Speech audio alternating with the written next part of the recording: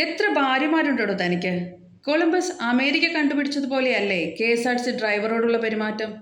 എന്തൊരു പന്നനടോ താൻ! കുറെ കൂടെ സ്റ്റാൻഡേർഡ് മെയിൻറ്റെയിൻ ചെയ്. ഇത് അല്പന ഐശ്വര്യം വന്നാൽ അർദ്ധരാത്രിക്ക് കൂട പിടിക്കുമെന്ന് കേട്ടിട്ടുണ്ട്. ഇയാൾ അതാണ്.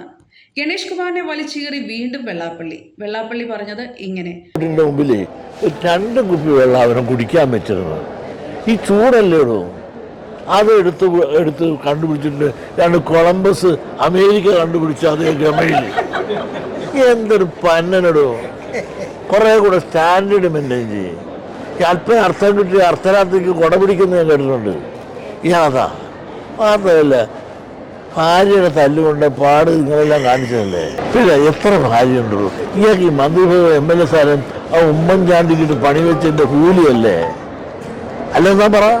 ഒരു സദാചാരം, ഒരു ശുദ്ധി വേണം ജീവിതത്തിൽ. പൊതുപ്രവർത്തനാണോ അവന് സ്വഭാവ ശുദ്ധി വേണം. ഇയാൾക്ക് എന്ത് ശുദ്ധിയാ?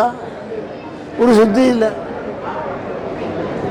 ബസ് സർവീസാണ് തിരക്ക്. ചേർത്തല ബസ് സ്റ്റാൻഡിൽ, എറണാകുളം ബസ് സ്റ്റാൻഡിലൊക്കെ ഇവിടെ ബസ് കയറി ആളെ എടുക്കുന്നുണ്ടല്ല എന്ന് ആളുകൾ പറയുന്നു. എന്ത് ആളുകൾ മിണ്ടാത്തത്? പേടിച്ചുണ്ട്.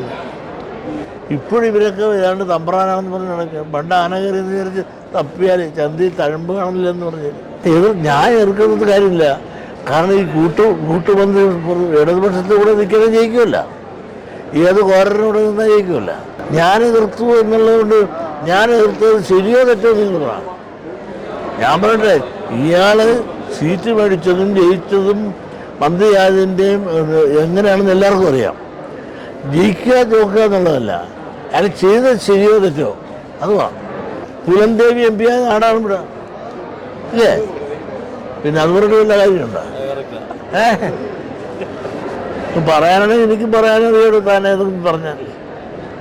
പുലൻദേവി കൊള്ളക്കാരിയായിരുന്നില്ലേ? അത് MP ആയില്ലേ? പക്ഷെ അവസാനം വെടിവെച്ചാൽ വന്നു.